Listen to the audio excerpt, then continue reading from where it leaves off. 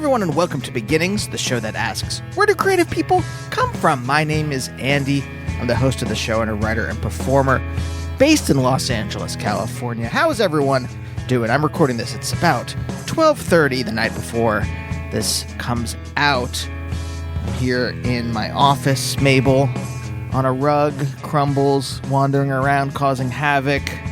I got a diet root beer in one hand and a microphone in the other.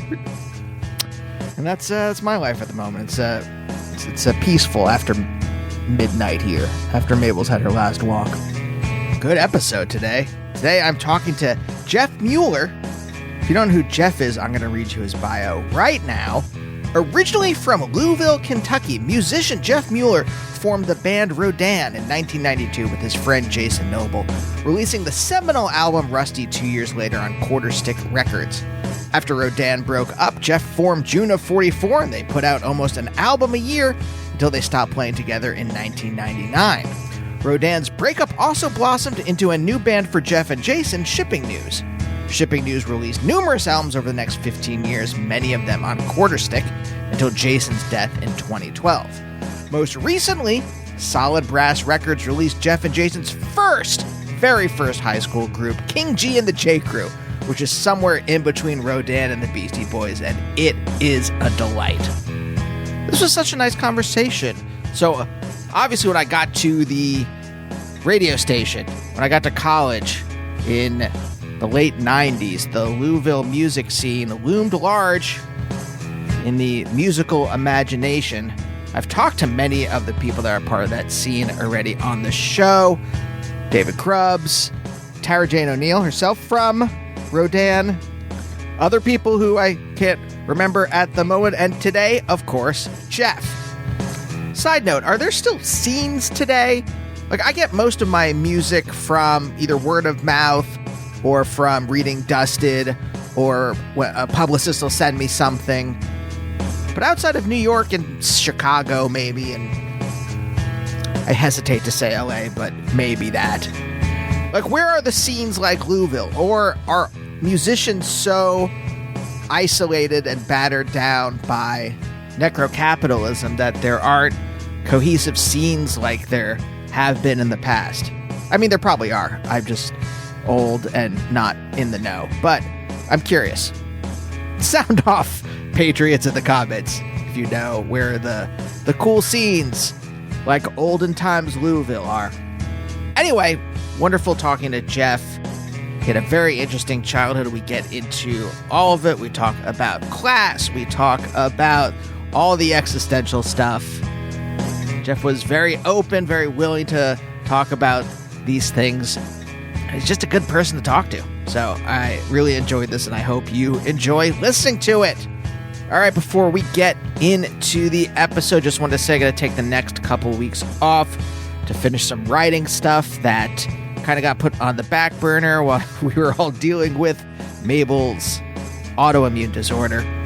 But I'll be back soon with some great episodes. Danny Bessner from the American Prestige podcast, Jonathan Myberg from Shearwater, some other cool talk, so stay tuned for those. But for now, let's talk to Jeff.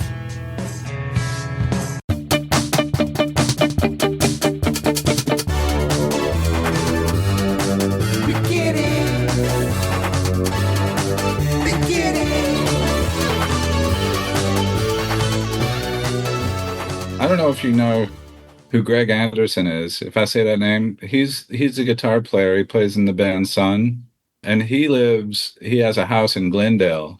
And they were, I remember pretty vividly, it was his birthday, and I'm pretty sure he was either in Europe or in Australia, but he was gone, but his family was home in Glendale when the fires were sort of raging up in that neck of threatening to go into Glendale, but they were still a little bit south and a little bit west.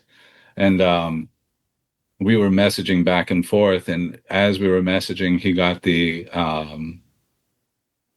notification or the alert or the get out of your house now, and there were fires basically all around his house. But fortunately, he, no damage or anything, just pretty smoky for the whole summer of last year. Yeah, it was an insane time because you are on high alert pretty much 24/7. Like you Yeah. don't sleep. You walk outside every couple hours just to make sure your house isn't on fire or like the trees around you aren't on fire. You know, the dog you quickly take the dog out to do her business because you can't be out too long because there's ash everywhere. Yeah. It Yeah. was absolutely insane. An insane way to start off whatever this next phase of climate change is going to Yeah. be Right. like. Yeah. I mean, it's just one of those like, oh, the oceans rising and hurricanes and all those things to some degree make sense, but when you start to anticipate like fire seasons and red flag warnings, I mean, we get those in the Northeast. There have been fires all up and down the coast this spring. We have pals in Denver and in Colorado where they've already had like tons and tons of warnings and some fires as well. It's just one of those like byproducts that I guess I didn't fully anticipate, sort of coming to be with such regularity, It No. just, no, no. Well, I think you're a little older than me, but like when we were kids, when I was a kid in the 80s, the idea was, and obviously this was heavily propagandized, and I believe oil companies, Exxon and other ones, like had an actual publicity campaign to kind of deny climate change. But Oh, sure. we just thought it was like, oh, things will get slightly warmer. And then once climate scientists like start digging into things and they're like, well, no, yeah, that's slight. Yes, it's going to get a little bit warmer. But like once that does, it triggers a chain reaction of things. And then now we're in Jurassic Park where like one thing happens, it gets a little warmer, and that triggers a bunch of different chaotic things that are happening. We're all in Ian Malcolm's palm, No, you know, sure. right? Well, it's interesting that you referenced that movie. I mean, I don't know if did you read the book or did you read both? I did. It changed my life, the book. The book is far and away.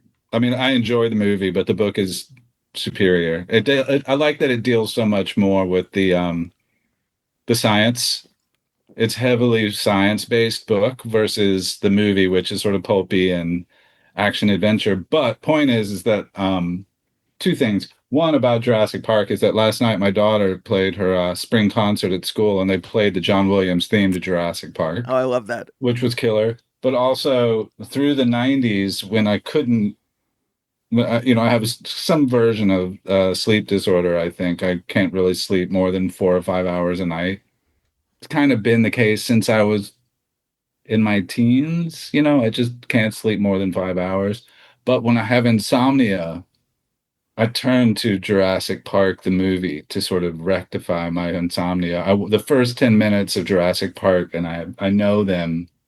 I know them like the back of my hand, but just completely put me to sleep. Wait, so I want to kind of go on this direction a little bit, but like talk to me about this sleep disorder because I would have to assume that that has affected the course of your life in some dramatic way. No, I mean, only in that, like, I tend to work more.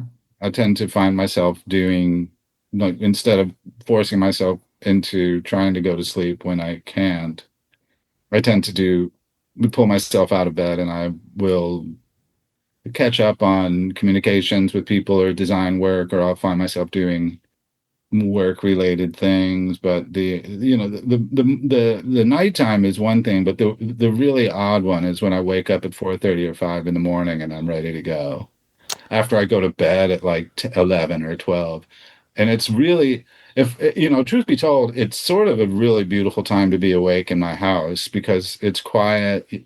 The sun's coming up, and just to wake up and read for an hour or 2 hours before anybody else is around and just have the house wake up around me is actually really, really nice. But it's asking that question, if it's affected my life dramatically, I don't think so. I just think it's just sort of the way that it's been.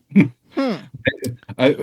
Maybe it's gotten worse because of my kids, and maybe they've wrecked my sleep patterns. I mean, I don't want to blame them, but I've got two children, and one of them is 22 now, or 21, and the other one is 13.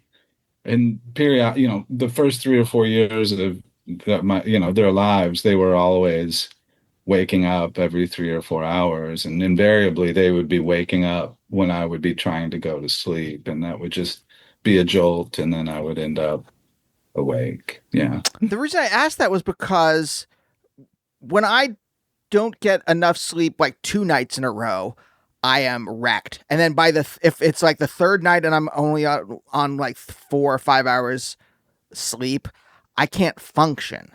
So I was placing myself in Okay. your body and being like, oh, well, if I was like that for decades, I don't know how I would like. It feels like I would just be like living in a haze.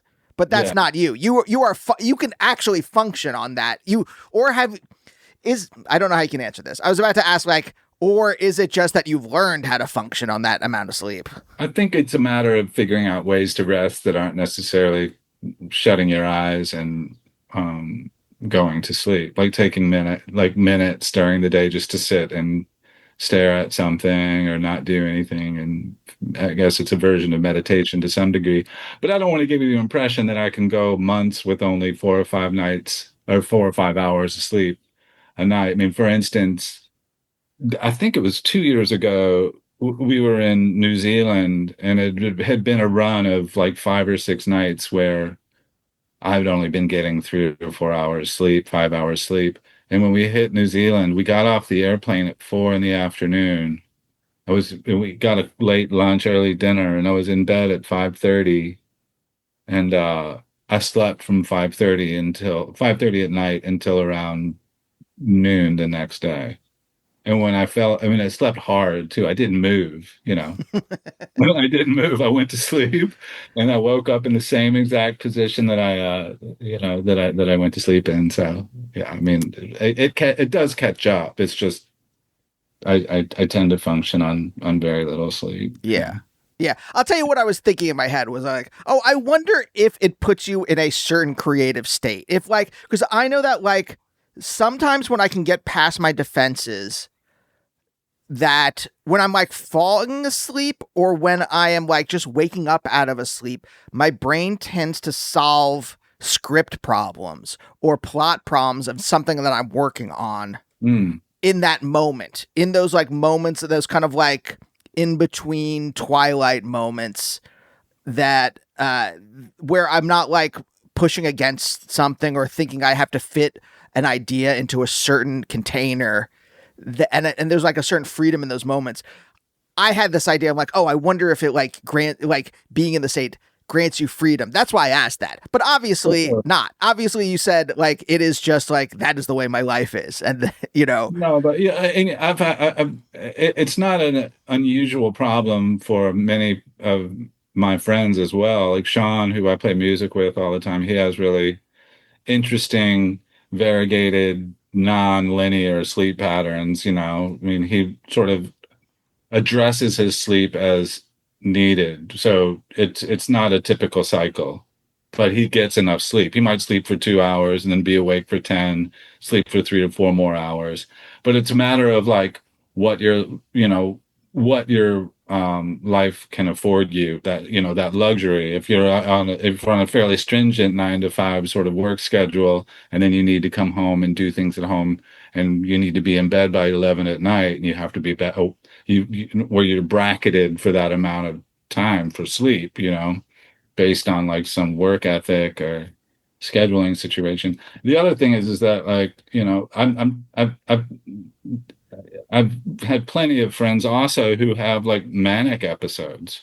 oh, For instance, manic episodes where they're awake for 3 or 4 or 5, 6, 7, 8 days in a row. And I don't know if you've ever experienced that, but that's really wacky. If they manic, and to some degree, man, people that suffer from like bipolar and those sorts of things, they get into this headspace when they're sleep deprived, but they're just yet fully 100% energized at the same time.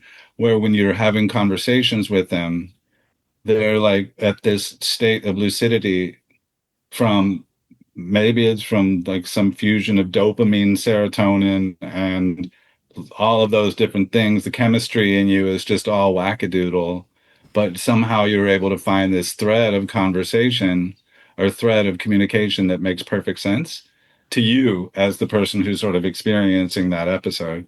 Whereas everybody else, is just having to endure you to some degree. It's like, what are you talking about? But yeah. Yeah, I guess I painted this picture in my mind that you lived in some magical liminal state since you were in high school that granted you this kind of like freedom, but that is literally just made up in my head. I like it. I like it. I want to run with that. I'm going to go ahead and keep that in there. That's cool. That's good. No, it's not true. I am curious though because I want to go back to the Jurassic Park thing because it was so central to me in that it introduced me to chaos theory, which is basically just a subset of nonlinear dynamics, and really set me on a path. I thought I was going to be a physicist because of that. I won my ninth grade science fair doing a project on chaos theory and Wow. fractals. And Wow. was there something like that for you that sent you on a certain path when you were, I don't know, 10, 12, a tween, a teen, something like that, even before music? Or was it always like, oh, music was something that was like a direction in my life that I'm on this path and I'm going to keep following it? Kind of a mashup of a bunch of different things were happening when I was within that age range that you sort of described, like the 10 to 13-year-old sort of phase of my life. I grew up in Louisville. So in suburban Louisville, and I didn't really grow up with a lot of consistency in residence or school or friendships or any of those sorts of things because my family was always moving from one house to another house to another house. Whereas the people that I ended up gravitating towards uh, as I aged were people that had very grounded families that had grown up with the support, like a support structure that made clear sense to them and was admirable in my view. It's like, wow, you have not picturesque, so to speak, or what you would anticipate. Like as far as my friends' families weren't 100% like utopic, but they were families, whereas my family was kind of broken. But early on, I think probably formulaically when I was in middle school, I guess that was when I was around 12 years old. And you mentioned you're a physicist. I was super interested in science. I was very, very interested in science, and I attribute that largely to a teacher who I had in middle school who had vast enthusiasm for science and for almost like biophysics and material and structural studies and those sorts of things. So I participated in all of these contests where you would build one of the contests a very formative contest for me when I was in middle school was we had to build this tower that was made out of balsa wood sticks that were like 1/8 all the way around long sticks, almost like toothpicks. And you had to build a tower that was 13 inches tall, that was 3 inches around, 3 inches square. So it was a 3 inch square tower, and you couldn't laminate the sticks. They had to sort of be only at cross perpendicular intersections. They couldn't be glued together to make solid forms or solid walls. Then after you made the tower, you had to put weights on top of it. And the idea was that you had the maximum weight was 13 grams and of the tower. It couldn't be any more than that. And you put weights on it to see how much weight your tower could support. Then you had to cut pieces of it out as you were putting weights on it and stuff. So it was just this really crazy project. But at any rate, that was when I was, I guess, in sixth or seventh grade. And to some degree, I feel like having that as a something to really focus on. Was up until then, I wasn't really focused too heavily on art. I wasn't really focused too heavily on music, as I recall. I mean, again, like I was only like 12, but that sort of put me in a headspace where I realized I think at that point in my life I realized that what I really wanted to do is make something. Hmm. It was essential to me to make something that was physically or audibly or visually present. I liked the idea of making this tower, for instance, that held weight and people were interested in it. So I think it, to some degree, it sort of gave me this latitude and this interest in making things and wanting to satisfy to some degree. As far as like as an artist or as a musician, I think you want an audience. You know, part of the reason why you make something is because you want an audience, and then you want to make the thing that people respond to. So there's a responsibility there.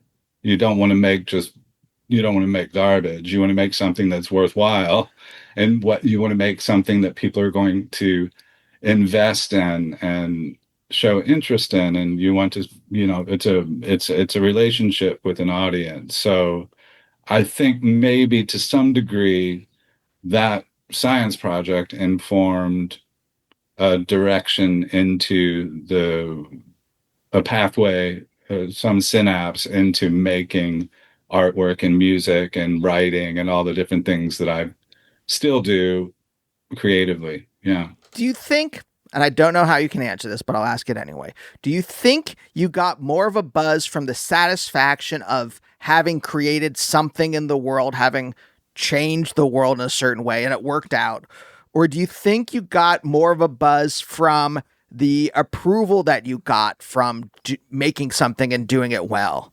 Do you know what I mean? I'm asking this, and I'll just be completely transparent because I'm thinking of, as you said, like, oh, you make music to connect with an audience. And I was thinking, I'm like, yeah, a lot of people do.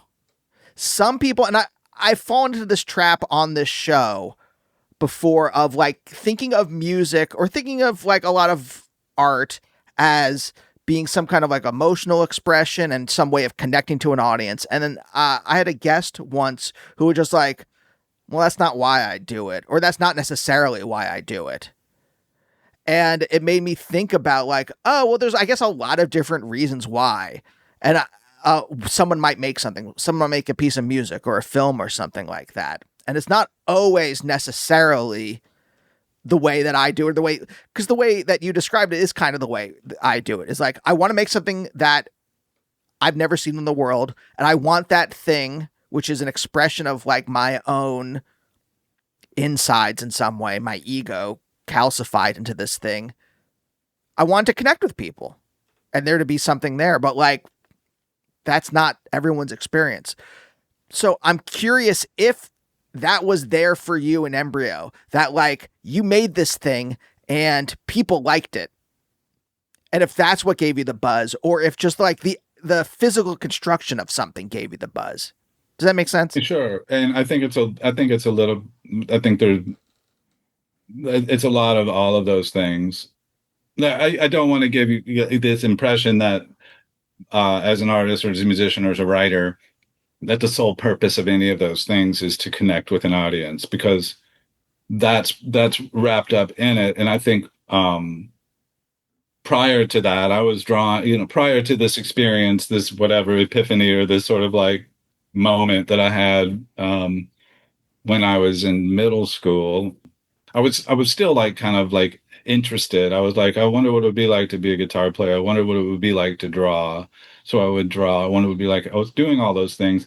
And they were like what you sort of described a moment ago. Like they were sort of like full bore expressions of things that were happening inside my head.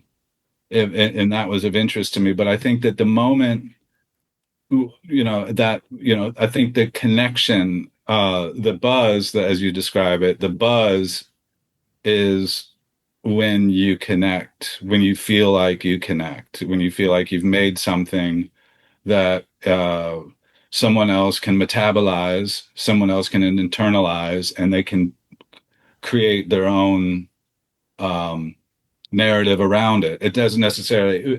One of the things that I really love about art and music is that once it's sort of out of me, once it's sort of like I've like released it and I've purged it from my system and I've like offered it up in the form of something that's like listenable or visual. I love it when people come to me and they say, this really meant something to me. And I say, well, what did it mean to you? And they would describe this sort of very personal relationship that they sort of designed inside their head that shaped what the object was that may not have had anything to do with what my intent was. It's their own narrative, it's their own sort of like ownership of it. That to me is super lovely. I love that's one of my favorite things. Like if somebody takes a piece of music that I've made and they have their own specific interpretation of what the words are about or what the intent of the song is. Um, so I do think maybe early on that that relationship, the relationship between something I've made and if it's a success or if it has any grit at all, the person that's receiving it can stake their claim. They can make it theirs. One of my least favorite questions is, "What's this song about?" Sure. What are these lyrics about? And generally I'll just sort of reply like, "What do you think it's about?" Like what's your interpretation of it? And then 9 chances out of 10 it'll be way the hell off from what the intent of the song was, but I'll always say, well, then that's what it's about. I'll say Yeah. that's cool because I would never want to strip someone of their experience or their sort of like intimacy with any of the things that I've made. If they've given it enough of a listen or enough of a look to form a story or a belief of what that particular thing or object is, then I would never, that's sacred. That's ceremonial to me. I want them to have that. I would never want to take that away from them or to make them feel as if their understanding of what that song or what that piece of artwork is about, um, for them, I would never want to strip them of that, if that makes Right. any sense at all. It does. It does. You don't want to make someone, you don't want to have someone come up to you in a vulnerable way and discuss how they have been affected by your art and then shit on them and then be like, well, that's not what I meant. Like, Yeah, totally. look, I know there's artists out there that do that. I know there's plenty that do things like that. But if you are supposedly making art from a personal place, it seems Yeah. like a bad way to interact with people. So yes, I get it. I kind of think so. I kind of think so. I mean, because it's sort of like it's not intellectual property once you let it go. It's like once it's sort of released and it's out in the world and everyone wants to figure out what it is about, and I feel like it would be an injustice to the object or to the music to sort of not allow them that sort of interpretation or not to allow them to believe whatever it is Yeah, they yeah. think. Yeah. I Anyway, think what I was trying to do was kind of parse or kind of like look at the microstructure of the pleasure that you get from making things. Because I was thinking that, oh, it's a different satisfaction that I get from figuring out, like, I've been trying to learn. I wrote a complicated riff for something I've been working on. And I've been trying to learn how to do it. And that's a different kind of satisfaction. It's almost a similar kind of satisfaction when I build a little mosquito bucket of doom in the backyard, which is like a little thing you build to like the that's, mosquitoes yeah, go there and there's this little like BTI dunk thing in it that yeah. makes them their eggs not hatch. So that way you can like have a mosquito free backyard. That's And I so constructed cruel. it. That's so harsh, Andrew. That's so cruel. No, it doesn't. I'm Well, first of all, kidding. look, They're mosquitoes. I'm just kidding. yeah, Just kidding. but like you don't want to like erase mosquitoes from the ecosystem because I think they're important on some level. But you No. also don't want to have you don't want to sit in the backyard with your friends and then have like I'll be a 30. salad bar for the mosquitoes. You don't want to be like an all-you-can-eat buffet. You Yeah, don't want to do it. Yeah. but there's a similar satisfaction in just the physical construction of something versus the emotional. And obviously when one is making a piece of art, it's all like you said, it's a little bit of all of it in some way, right? But I was trying to just like get at like maybe the heart of at the beginning of this Hmm. was did one thing have more power over you than the other? Uh, yeah, I'm trying. I'm actually doing my best to kind of mine into a certain warehouse in my brain of like the experiences that I had at the onset of making art and making music, and I really, I guess I really feel that the making something that felt honest and felt like it was coming from a genuine and part of me and sort of releasing that into the world was part of it. But also, we've covered this already, but in terms of like trying to get to the core of it, like there was like coming from sort of like a very scattered childhood, having someone appreciate anything that it was that I was doing at 12 or 13 years old was really, really meaningful and impactful for me. Because there was a period of my life where I was just sort of like, I was jumping on trains and going all over the place when I was 10 or 11 years old and like just like working in weird places. I did a lot of weird stuff before I got to making artwork and making music that was just sort of like singular. It was very much just me by myself and trying to sort through like what Louisville as an adolescent was like and what like a generically like what am I going to do? And then once I started doing something that people were sort of like appreciative of, it sort of like it catalyzed me into a direction as a person that made things. So it was like it was important, I guess, at that age to feel like some sense of acceptance or some sense of recognition, like making anything that someone had any appreciation for. But that feeling of just sort of like that feeling of like a sincere relationship, I think probably had a lot to do with what sort of continued to pull me in the direction of art and music. I want to delve into that more, but I can't ignore the fact that you said you rode the rails. Oh, jumped on trains and stuff? Yeah, what do you mean by that? Like you literally like rode around the South on train, like you hopped on the trains like a 1930s hobo? Well, kind of. I mean, there's a furniture store that had a loading dock behind it and not far from the house that I was growing up in at like 8 or 9 years old. And I when it would stop and they would be loading furniture onto it or unloading furniture into the store, but like 5 or 6 cars behind, nobody was paying any attention. So I would just get on the train and let it take me wherever it was wanted to go, wherever it was going. And that was just sort of part of and it's not ennui, but it was part of just like a little bit of boredom and just trying to see what would happen. What's the worst thing that could possibly happen to an 8 or 9 year old kid who was on a train? I guess a lot of really bad things could happen if you're an 8 or 9 year old kid on a stowaway on a train. But what was curious is that most times the train would go from where I lived and then straight into downtown Louisville, which is maybe just 2 or 3 miles. It wasn't too far. It was like a half hour, 40-minute walk from downtown Louisville to where I lived.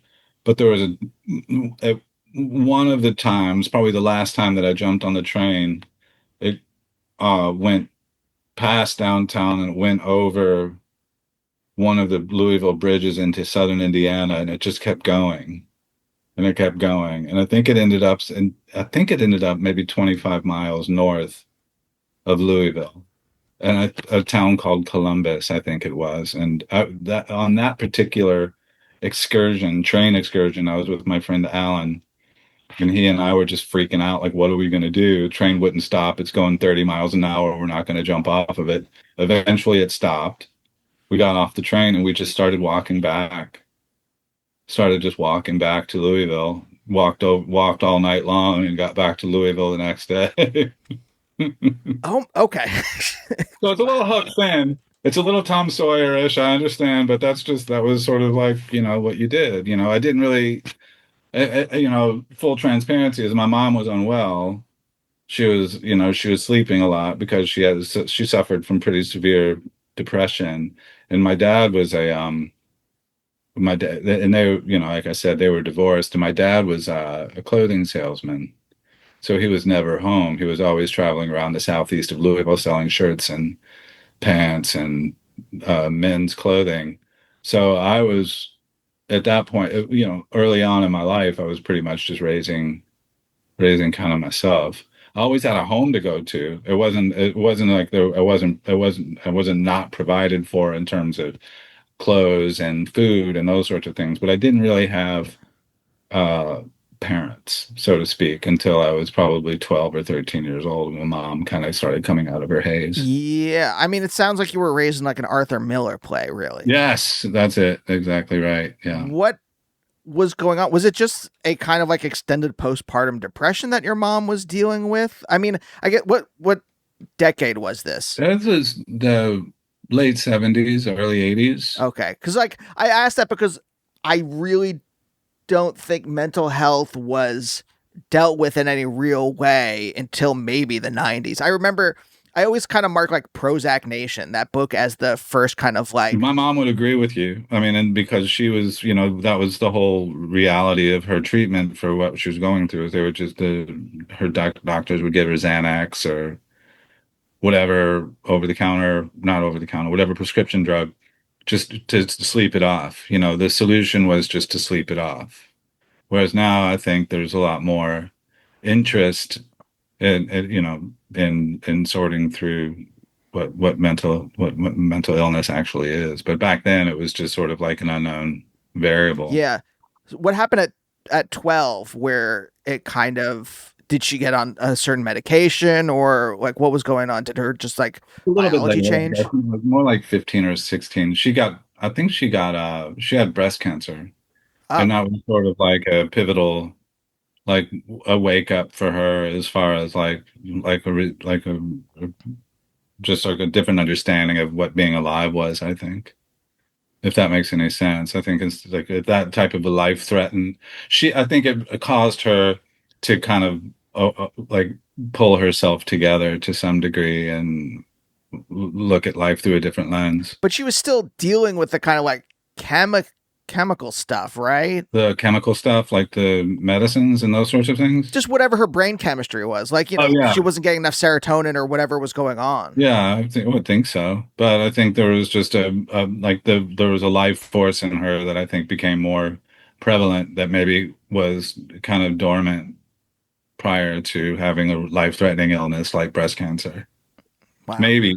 But that's all coming from that's all speculation. I'm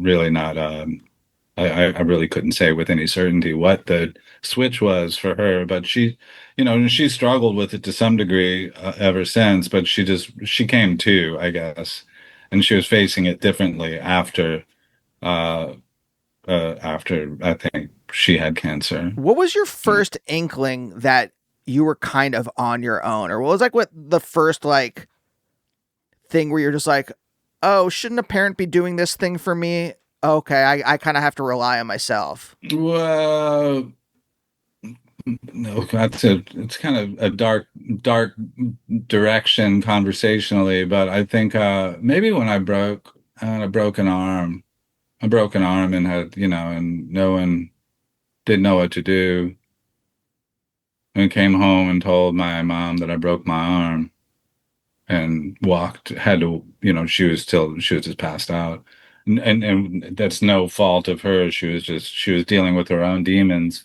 But yeah, dealing with that on my own at 12 years old and walking to the hospital to get x-rays and get a cast put on my arm, that was pretty intense. Yeah. Yeah, Yeah. that's a real adult thing to have to deal with. Yeah, I mean, so I mean, look, I mean, but that was pretty, that was, that on a personal level, on just like what I had to do, like what, as it affected me directly, but just observationally,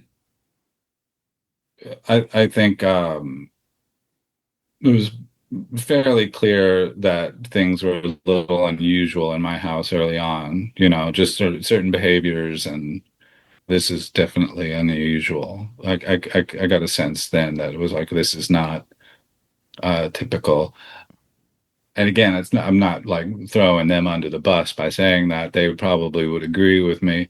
But again, like when early on in our conversation, I mentioned, my admiration for and my gravitation towards friends that had more stabilized and more secure family situations. I always thought that was lovely to, pretty much all of my friends we came from pretty solid homes. Yeah.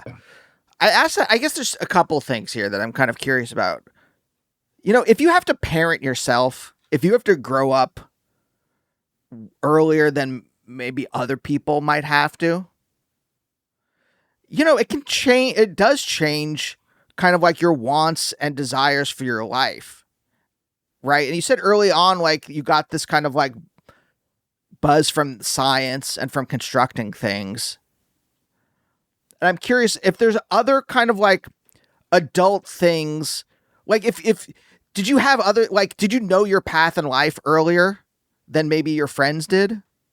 Or know what you wanted to do earlier than what your friends wanted? To I think I wanted to survive. I think that was probably the biggest direct, like, and my conduits to survival was by working, by making things. So some of my friends still don't some of my friends who came from families where the parents were more present, they never really were able to figure out what it was they wanted to do with themselves. They still work in and they're perfectly happy with that sort of vague ambiguity. Like working in a bookstore is something that some of my friends really that gravitated towards and they wanted to do.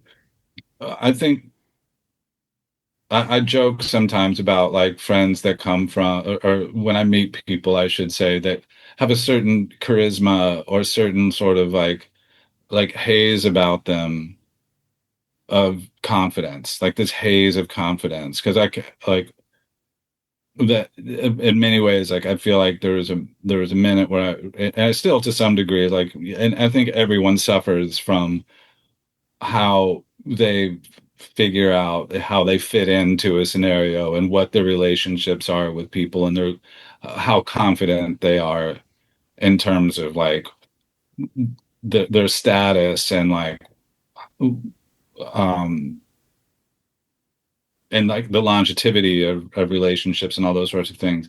But there's to some, like when I meet people that have this specific sort of glow about them, I always joke with like that person never had to worry about being homeless.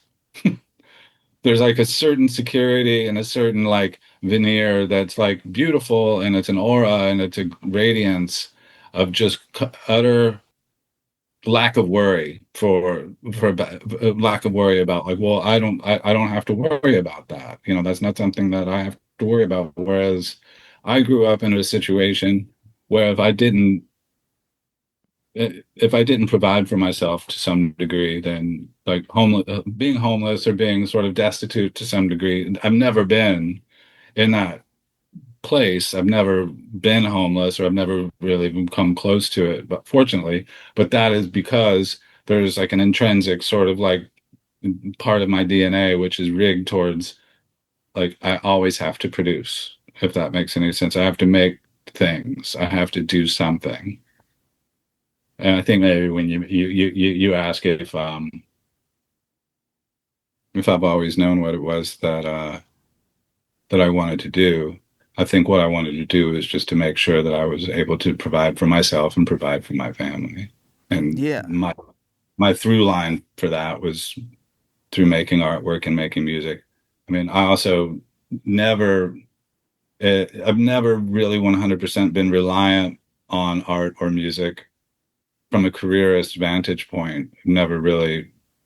There have been times in my life when I've definitely generated streams of income from both, from my artwork and my music, and I can continue to do so, fortunately, and I'm very grateful for that.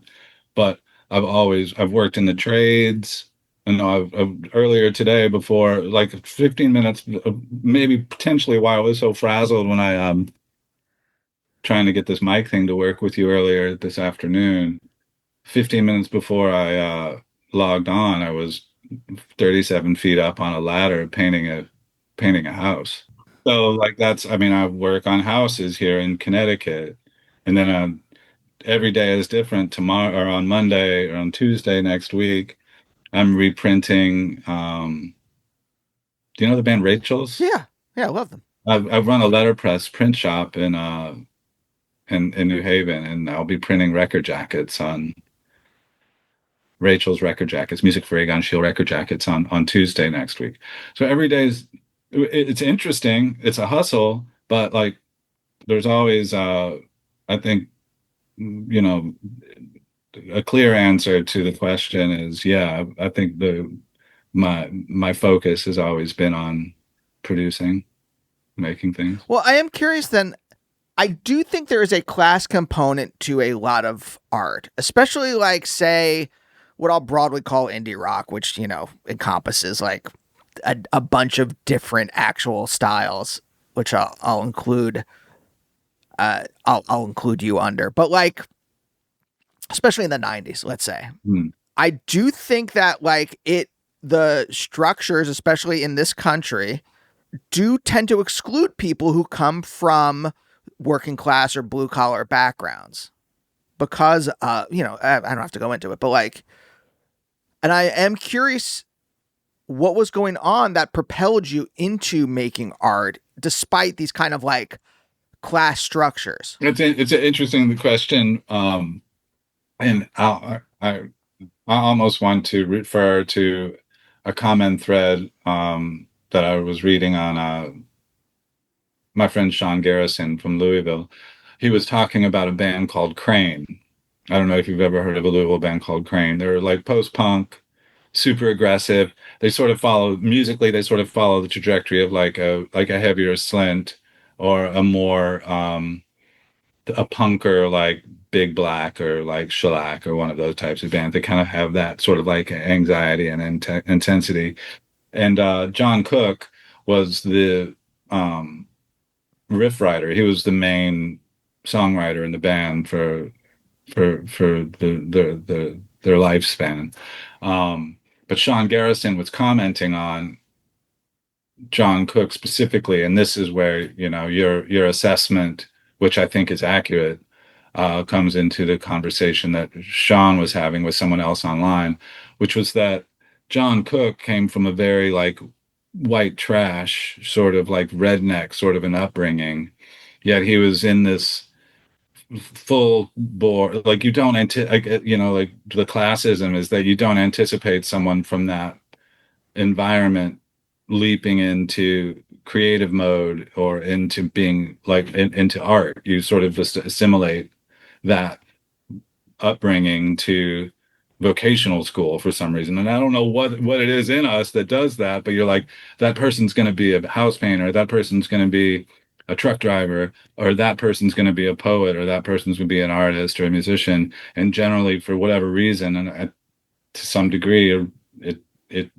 I think your assessment's correct. There's like a divide there. And Sean was talking about John specifically because John lost his mind. John went crazy. And much of Sean's assessment of John Cook from Crane and the reason why he went crazy was because he was trying so desperately to understand why it mattered what your upbringing was if you were doing the thing. Why does it matter which culture or which environment, which is what I ascribe to, which is what which I feel is accurate. I feel like it doesn't matter what stew you sort of bubble out of. It's more a matter of what it is that you're doing and what you're making. It doesn't matter which team you're on or whatever. It's more a matter of what you're producing. But I think John and what Sean was trying to say, and maybe this is his way of answering the question that you ask and makes sense to me, is Sean was saying that it drove him nuts. It drove John crazy that he couldn't figure it out, Yeah. I asked it because okay, I'm here in Los Angeles and I am around some, sometimes I'm near very wealthy people and I see they live much different lives than me. I'm from Pennsylvania, came from a pretty solid middle class background. And I see it's not just like when you said earlier, like the confidence thing, there's like a confidence there in that, like, no matter what you do, you always like have some safety net. There's that confidence. And there's also like the confidence of having like leisure time to figure things out. Right. I think a lot about what art and about the difference between like when I make something for myself or when someone hires me or pays for a thing I'm making and I have to listen to their notes. And those are two separate things. Yeah, And sure. the one where I get paid to do it, obviously, like some of me is in that, but I have to make a lot of concessions because I'm being paid to do that in a way that, like, and some of those concessions are about like time. I don't have the time to like sit here forever and figure something out. Whereas if I'm writing something for myself, I can sit here for years. There's a script I just finished that took me years to do because just stuff that wasn't clicking correctly. And because I Hmm. wasn't worried about like it being a commercial thing, it was, I'd like it to be at some point, but it's not a predominant worry. I could sit here and grind through it and figure out like, well, what's not working right? What is it that's a, in a way that like I was being paid to do it, I just wouldn't have that time. I would just have to kind of like produce it in the time constraints I was told to produce it under. Yeah. And that's that. Whereas like the wealthiest folks or like people that come from like a background where they have a lot of leisure time, they can just sit there and kind of like let artistic things kind of like come to them whimsically and they deal with it like that and then they can like kind of follow out these different paths. This is just what I've witnessed again Yeah. watching these people. And I asked because you described your childhood, you're like, hey, it was just about like I was trying to make sure that everything was just like functioning. Yeah, I'm trying to work and also just trying to figure out like how to make sense of things, really. You talk about like a lifetime working on a script. It reminds me of uh I think Leonard Cohen was talking about when he wrote Songs from a Room and how like some of those songs took him 15 or 20 years to write. It's like, yeah, if it that makes it to me like I'm working on music today, certain songs that were written in 2012, 2013, still not finished. Um, and this is sort of like this is it seems like a pretty linear thread through our conversation as a whole, as far as like why we do things, from the beginning to now. In many ways, like if I find a riff or if I find a guitar part that I really like on the guitar and I just start playing it, sometimes I can play that until it's muscle memory and I'm forgetting what my hands and everything else are doing. And I'll just go into a place, I'll just go into the zone and then I'll just do that for almost 2 hours.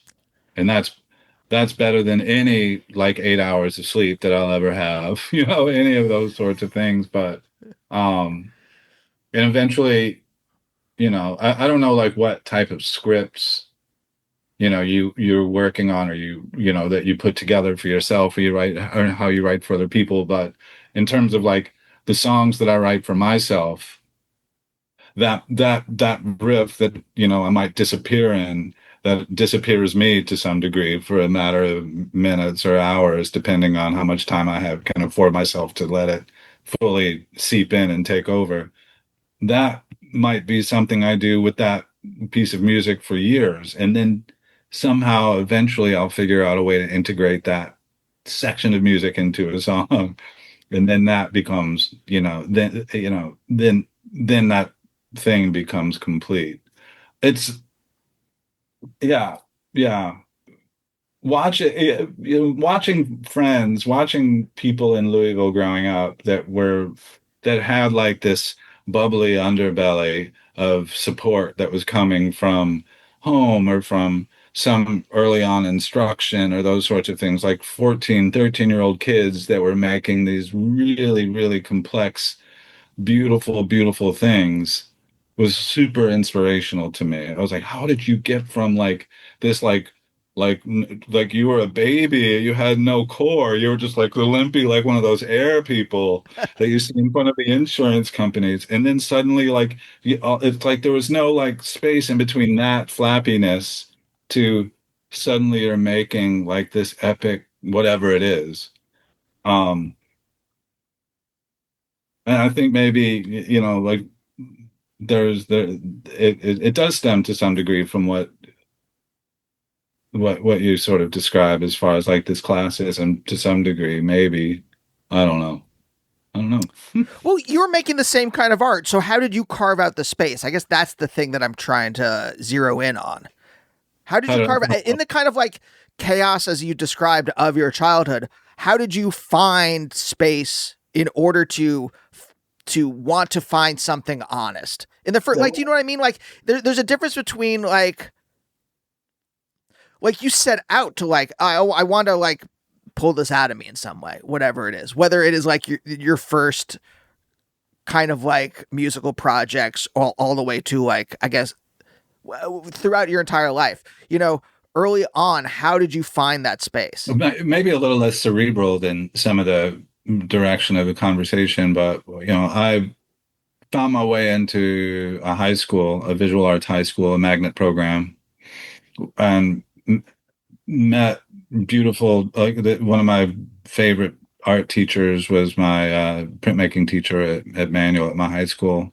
And she gave me the tools and this sort of like confidence, but also this sort of like trust in myself to sort of like allow for me to sort of explore within myself what those things were. I guess like somebody who was just like say, like, well, sure, you can draw or you can cut a wood block or whatever it is, but what is it inside of you that's propelling you or that's motivating you? And you should go into that and see where it takes you.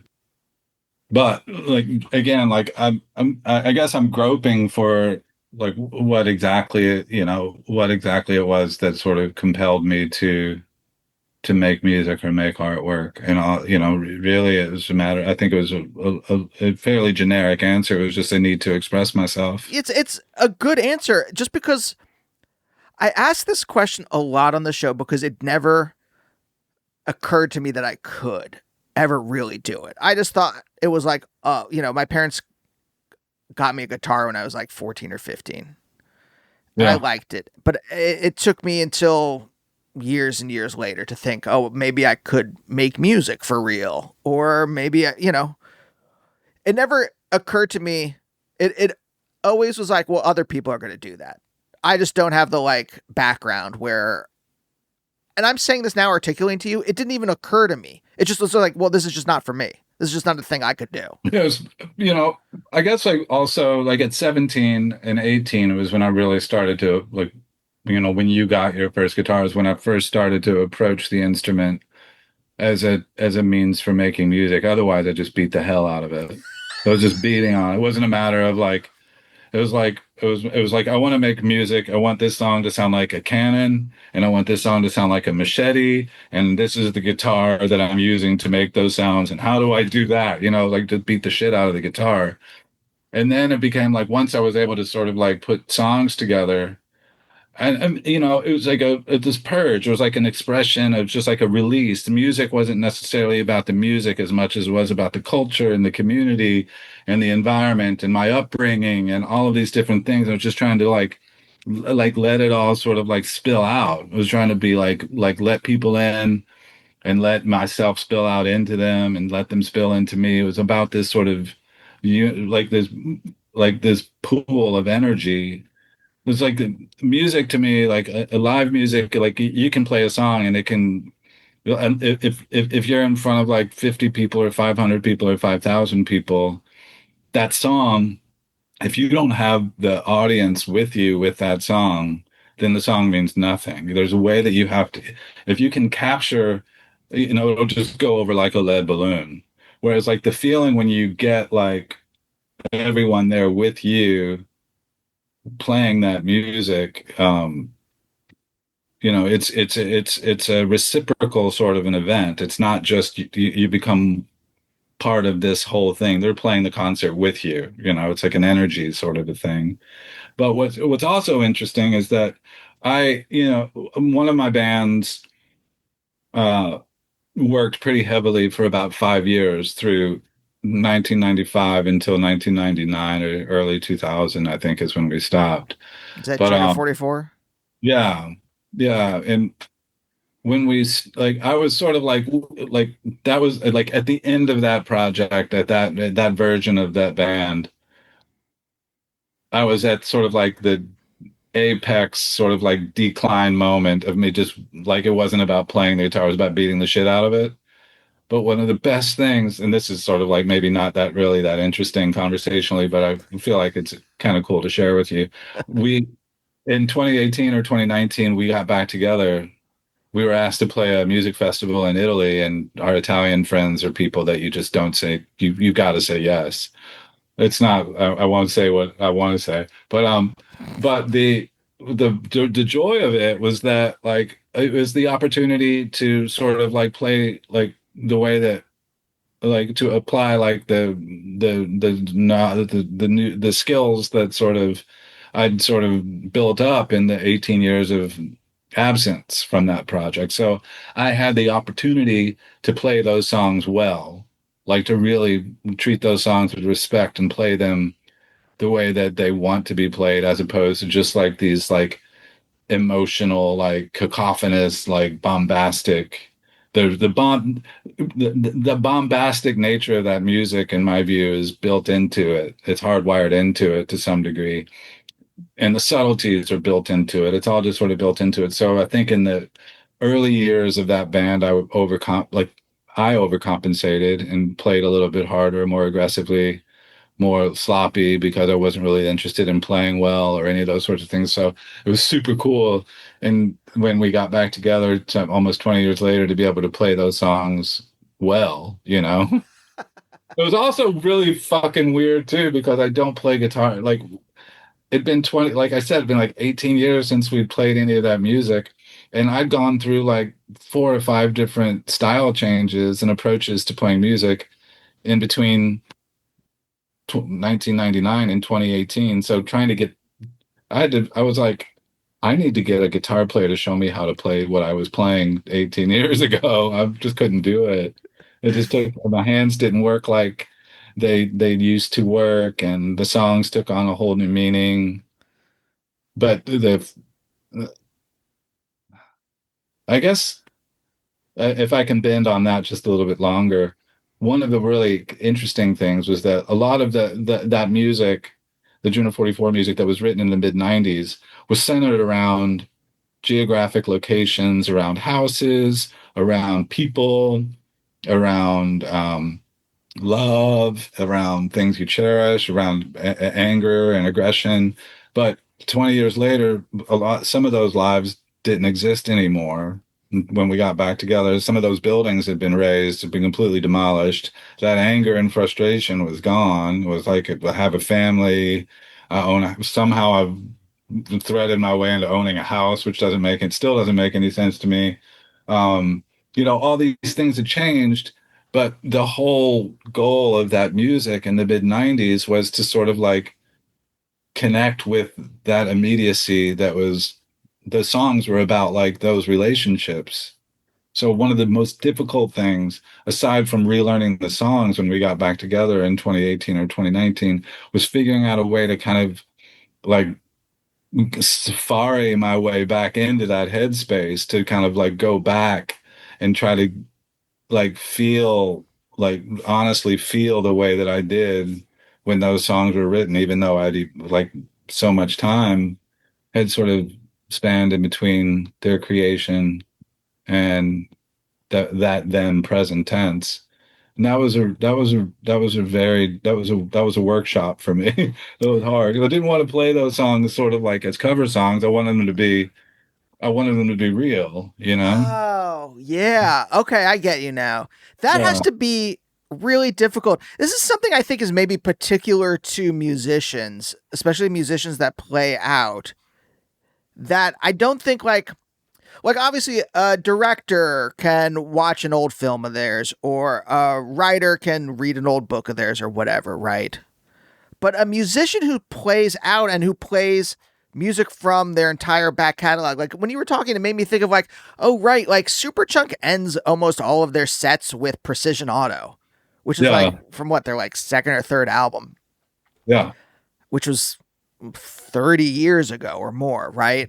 And I'm like, oh, they're like, you're having to perform this thing, like not even stand ups. Like my wife's a stand up. She doesn't, once she's done with the material, once she like made a special or something like that, or she's like, or the joke has kind of like expired, or she's done with it. She doesn't keep doing those jokes anymore. Yeah. But like, you have to either figure out how to get back into that headspace so that you are, or reinterpret the song into something new now, emotionally or conceptually or whatever. Or it is, like you said, just a cover song.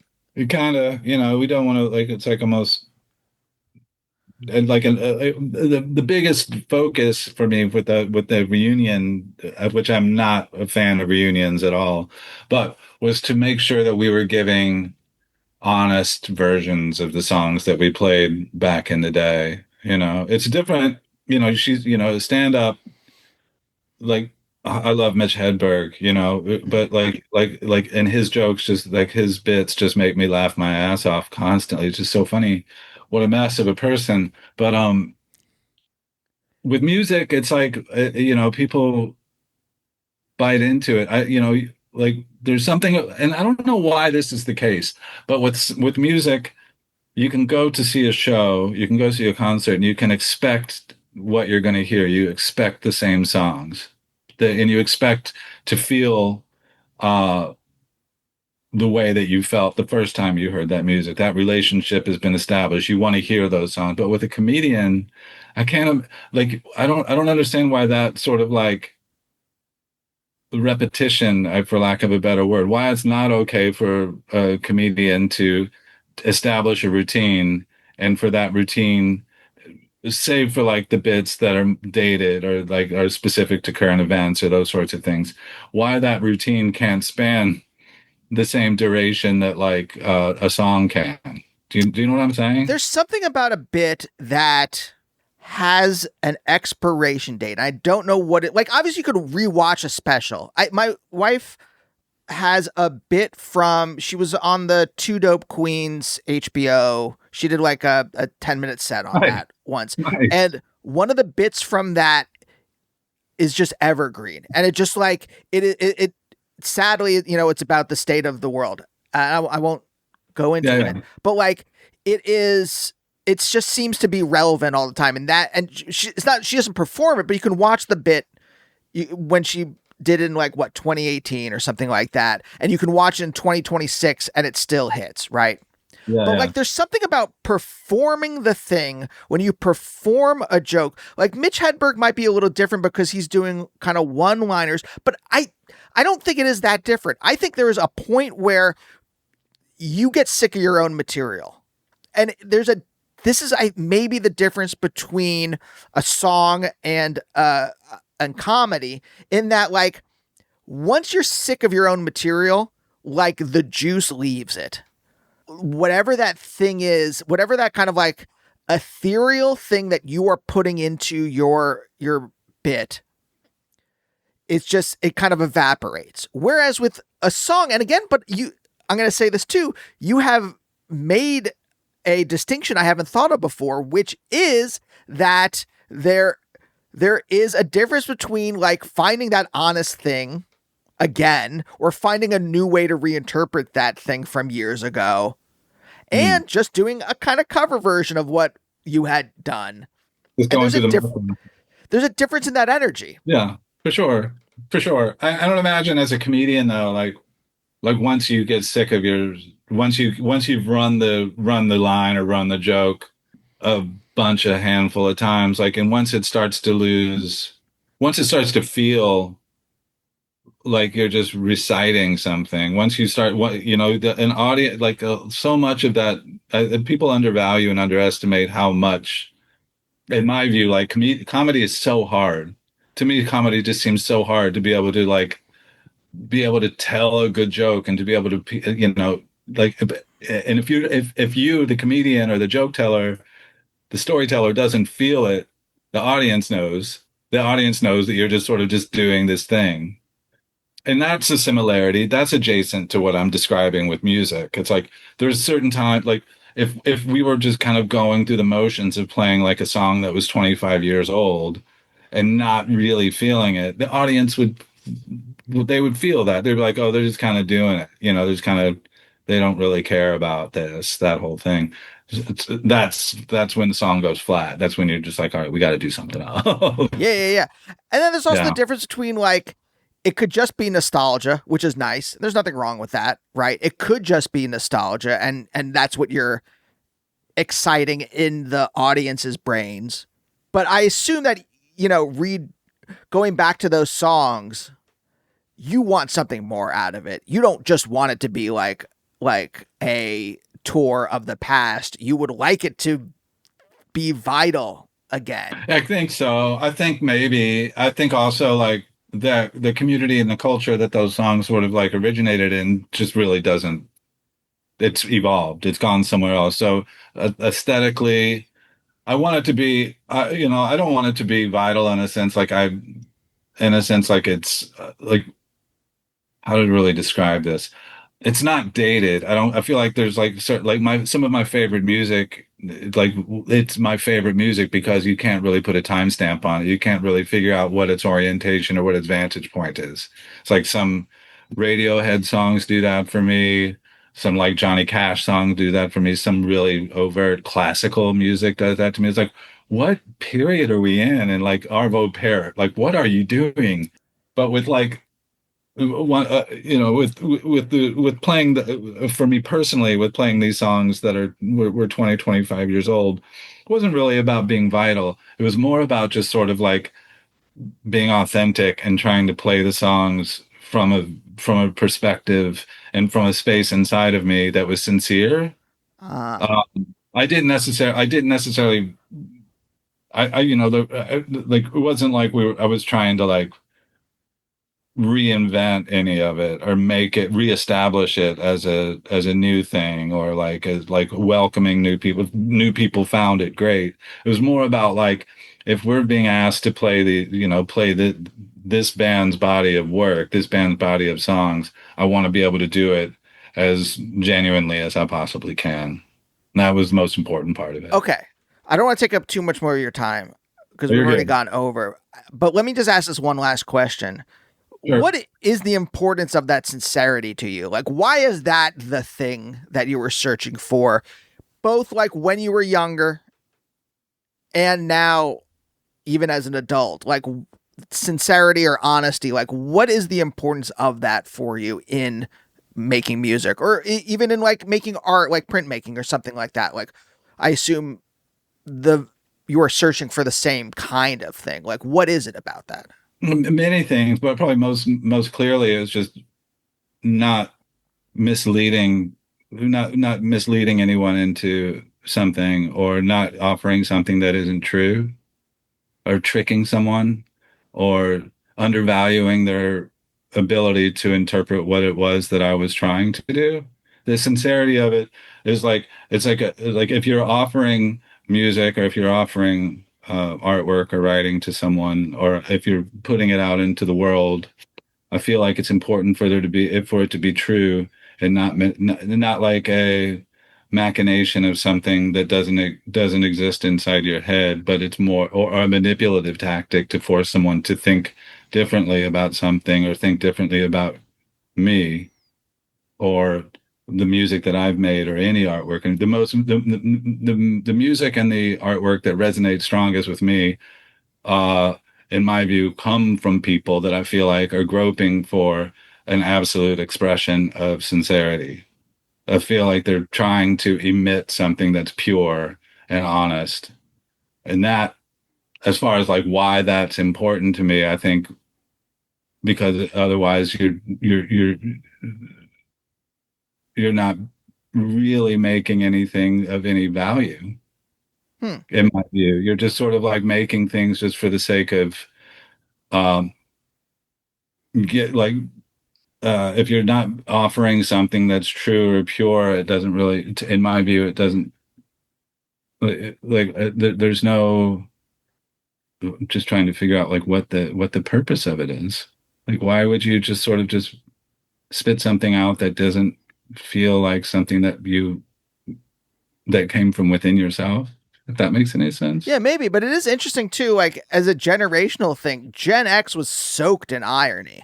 Like by the time I was listening to a lot of music in the 90s, it was heavily ironic, heavily kind of like obscured under layers of abstraction. The comedy was like Mr. Show was very ironic. And I do think that there is something interesting, and I maybe, again, this is just like cheap Freudian kind of armchair psychology, but there is something about like maybe about your upbringing where you're like, well, I wanted to be seen. I wanted to be seen like as I am. And so therefore the art that I make, or, you know, I want that to be an honest depiction of myself. Maybe. Like I said, cheap Freudian armchair psychology. No, maybe. It wasn't. Yeah. Uh, I've never really approached. Curiously, I've never. It's a blessing and a curse to some degree, but I've never really approached any of the things that I make uh from any traditional vantage point or a standard. Like I'm not formally trained. I don't understand like music. I've never really been able to read music, and I never really tried to make music. And I felt like no, I was adherent to sort of like and almost indignant to learning to read music because I felt like it would affect the way that I approached writing. I felt like that it might have some impact on the way that I put notes together and put riffs together and time signatures and all those sorts of things if I had too much of an understanding of the way that it was supposed to go together. And maybe, and to some degree, maybe that I felt like that knowledge was an affront on my individualism. Maybe having like taking like trying to like using that language maybe would have some version of an adverse effect on the language of myself. But it is an interesting question, like why wouldn't you want to have those tools regardless? Why wouldn't you like, but maybe, why wouldn't you want to know how to properly write sheet music or musical staff or any of those things? It's just something that I felt maybe I felt like it was a threat, or maybe I wasn't disciplined enough to figure out. I don't know. Oh, Jeff. Well, what a lovely way to spend an hour. Thank you so much for joining me. No, it was lovely. Thank you for meeting with me. I hope you got something in there that would be of use. I just enjoyed talking to you. I enjoyed talking to you too. It's cool. I think it was a great conversation. So Yeah, that's the bottom line for me. Awesome. And we'll see you next time. Bye. Bye, oh, bye, oh, bye, oh, bye.